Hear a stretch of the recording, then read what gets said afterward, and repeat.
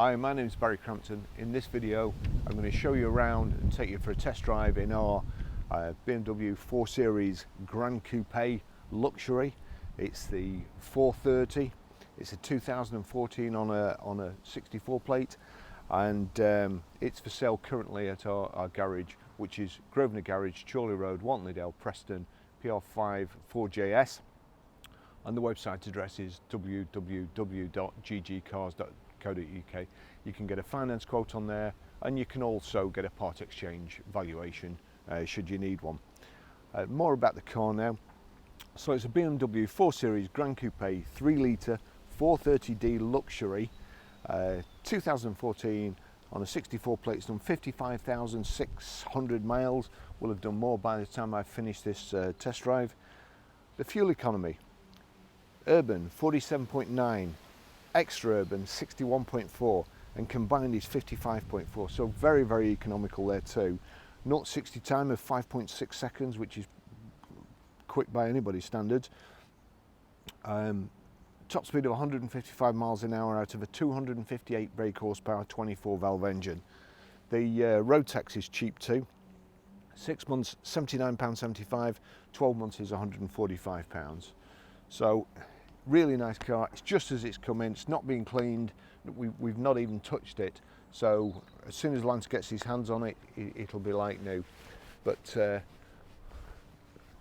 we've got the BMW kidney shaped grille there, xenon headlights, high pressure headlamp wash, front fogs, the BMW multi-spoke alloys here, the chrome or brushed aluminium window surrounds, rear privacy glass, the shark fin aerial on the roof, electric boot release, and in this case it's power opening. This, I think, is a very good idea and should be adopted by more manufacturers. It's a fixed load cover, goes up and down with the tailgate, so you don't have to keep letting the blind forward, putting your stuff in, pulling it back, and especially if you've got your hands full with stuff. It's quite a nice deep boot.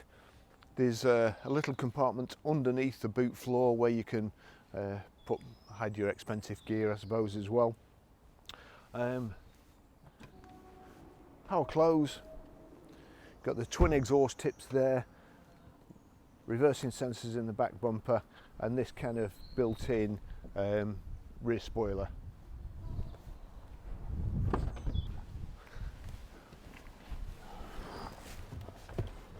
Now, I've got my seat all the way back there, and although it's a little bit difficult getting in because I've got big feet as well, I've still got plenty of legroom, so it would be quite comfortable on a long journey. Plenty of headroom too. We've got this front central arm. We've got this front central armrest in the back, which is normally referred to as a rear central armrest by most people. So there you go. You've got two cup holders there again. BMW over-engineered. Why they felt the need to do that, I suppose it holds the cup further up, but anyway. So that's nice. Isofix rear child seat anchor points. Got the 3 inertia reel belts, and what I do like about this is, without me having to bash the rear headrests up, you've got enough room. I mean, that's up to my neck. I don't have to do anything. I can just sit here and that's fine. I'm not sure what it's going to be like for kids in the back, but there you go. The Parcel Nets here. It's this lovely finished wood here, and also brushed aluminium there.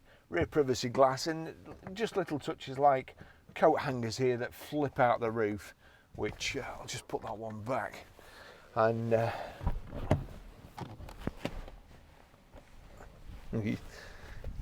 it might be more difficult to get out of than it is to get in. I'll just take you for a ride in it.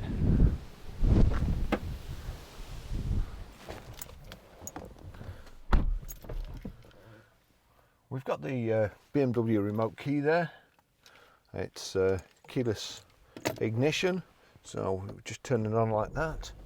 and the first thing we'll do is knock off the stop start.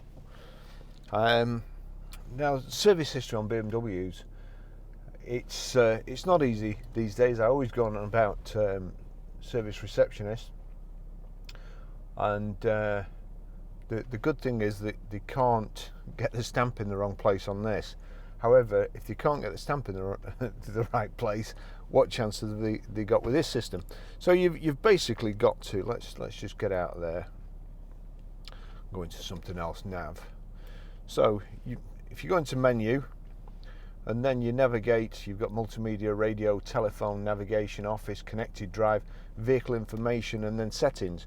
So onto vehicle information, then we click the rotary control there, and then down here, efficient dynamics, quick reference, picture search, owner's handbook, onboard computer, trip computer, vehicle status, sport displays.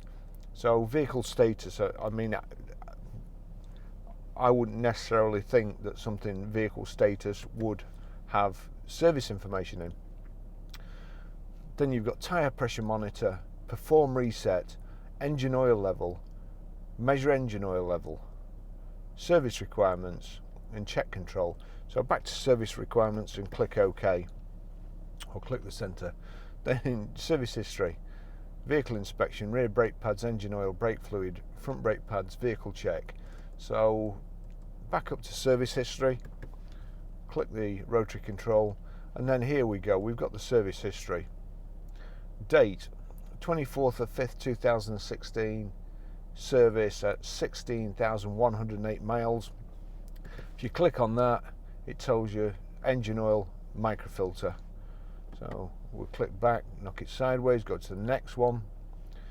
8th of 9th 2017 at 33,242 miles. Click on that. Engine oil, vehicle check, microfilter, air cleaner. I think that's about it, yeah, or fuel filter. I click back. Then we've got another one, only, 1,650 miles later, on the 16th of the 11th, 2017. So go on that, click on that. Vehicle inspection, service carried out. So it looks like this has had 2 services in the space of 2 months and 1,000 miles. That could be when it was part exchange and the dealer did it. It could be a mistake. We really don't know without ringing this dealer up. And BMW, in their wisdom, rather than put the dealership name of the garage and so on, you've got a number 08633. That means nothing to me, and I dare say it means nothing to anybody except BMW dealers. So in order to find out who that is, you then have to ring BMW. BMW tells you who it is, and then you have to ring the dealer. So it's 2 phone calls, whereas in the old days you just had a service book with a stamp which had a telephone number on, if they managed to remember to stamp it and get the service book out. So this system is a complete and utter waste of time. It's stupid, in my opinion. So then we go on to 29th of 10th 2018, 45,317 miles. We'll click on that.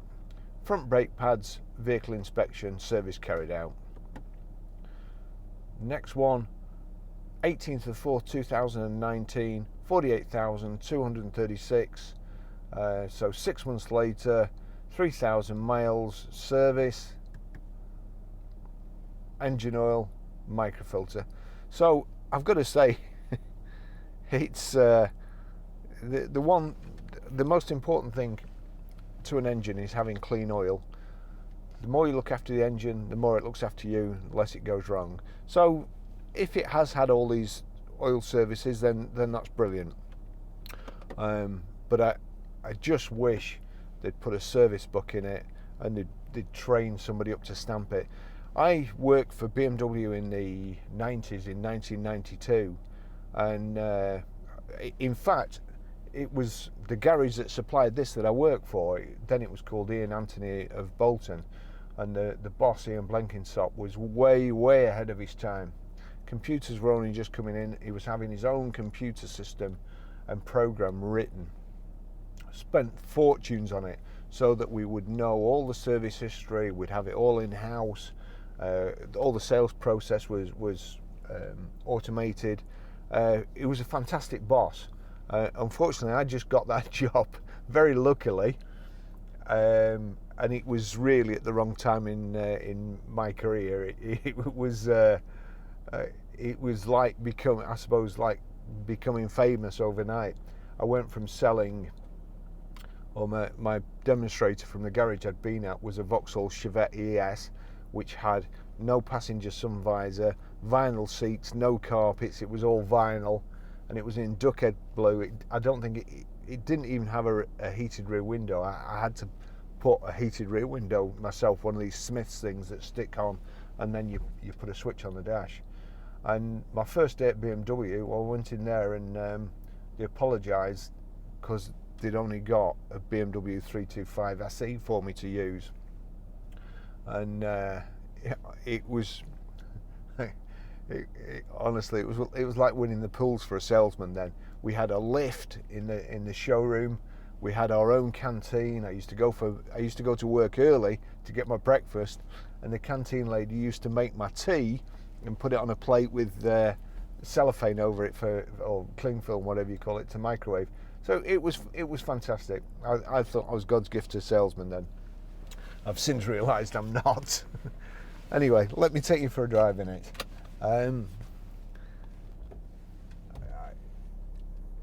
Since I work for BMW, there's been a few things. Obviously, BMW had a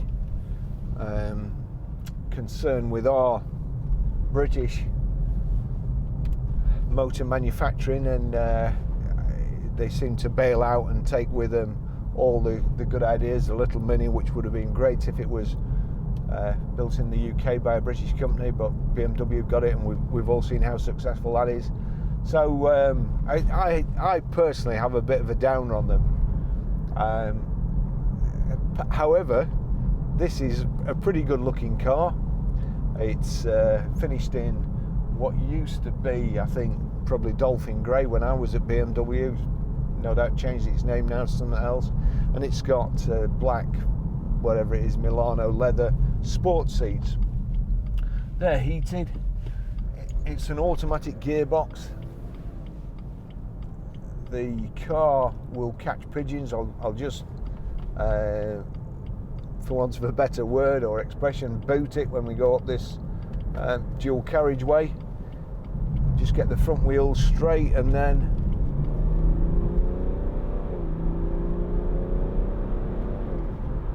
there you go. So it's a fantastic engine, very, very powerful, nice and quiet, no wind noise. It's got quite a lot of extras or accessories, whether they're extras or not, I'm not sure, but it's got memory seats, electric memory seats.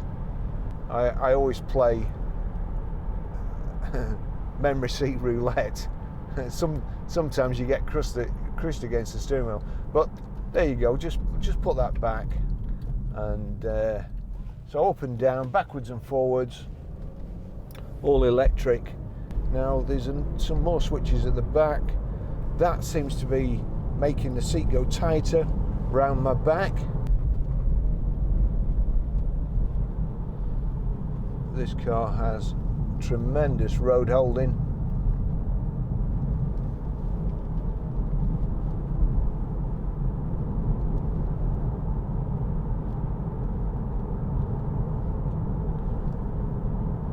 Just get around the corner here and slot in front of this van if I can. But no, this chap in the VW has cocked my plan up. His VW obviously doesn't hold the road as well as this 4 Series.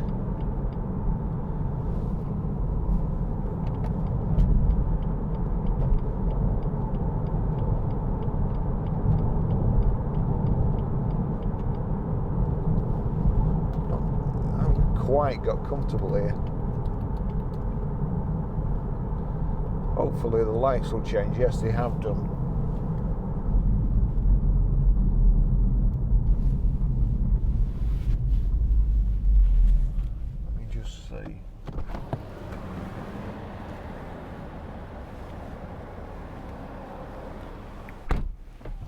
Right, it's a 2-position electric memory seat. We've got here, there you go, height and reach adjustable steering.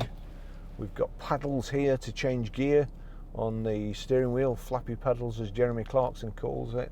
Here we've got the trip computer and also your indicators, or as most BMW drivers think, somewhere to hang an air freshener.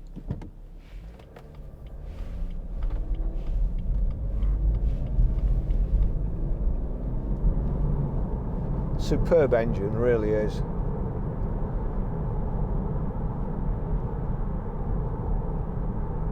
We've also got this kind of electricity harvester.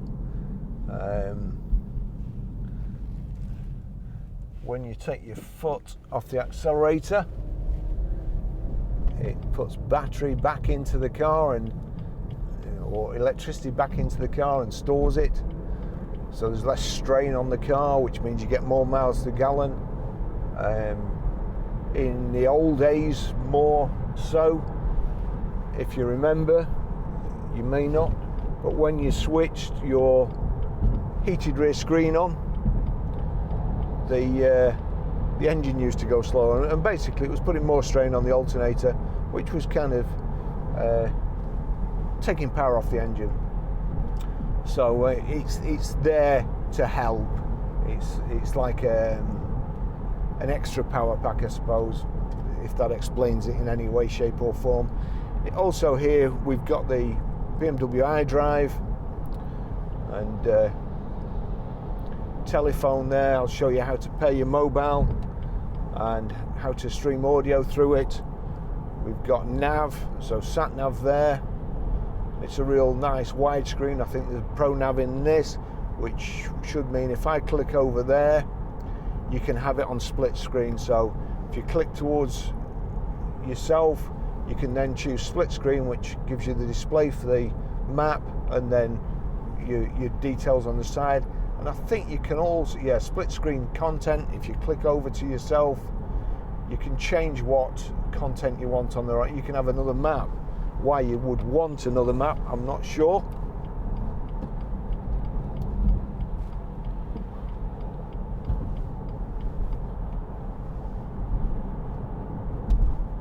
But also you can have the onboard computer there or the trip computer. We'll just put it on onboard computer there. That's not telling me a whole lot. Quickly, I should have tried the cruise control.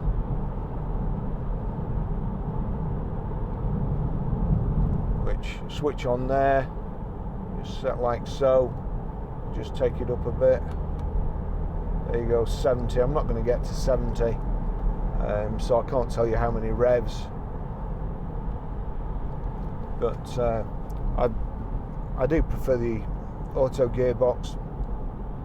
And you've also got here, let's see, Sport Plus, which knocks the ABS off. Now, I'm actually in a good driving position now.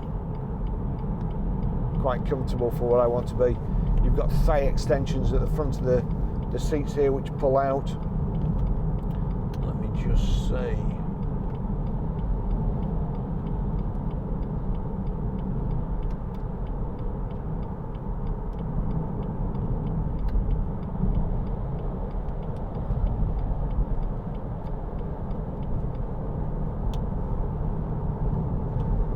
Door mirrors work fine. Just see, I think that is power folding door mirrors, which once I slow down, as per usual, when I want to stop somewhere, the lights are always on green. We'll go around, we'll give it just show you this. There you go, these people in like 2 lanes. Got a big car and can't drive it.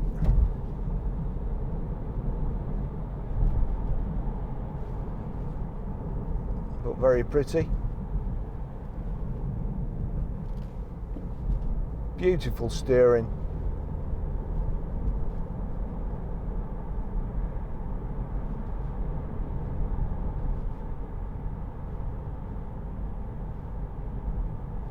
that's just lovely. Nice smooth road along here, and it really is so quiet.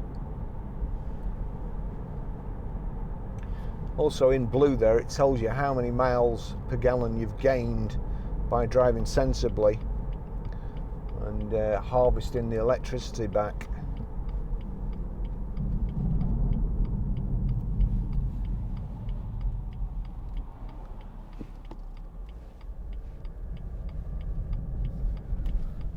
I'll just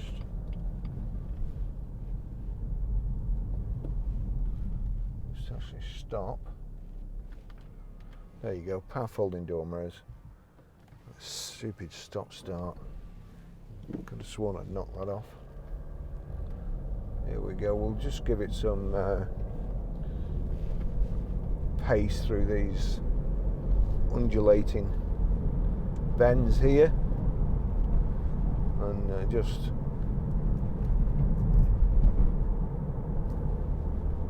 shift the weight from one side to the other without knocking this lady down.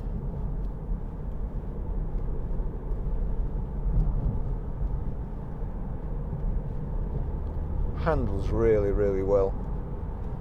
Your climate control here, your heated seats there, CD radio, there's a Bluetooth audio streaming.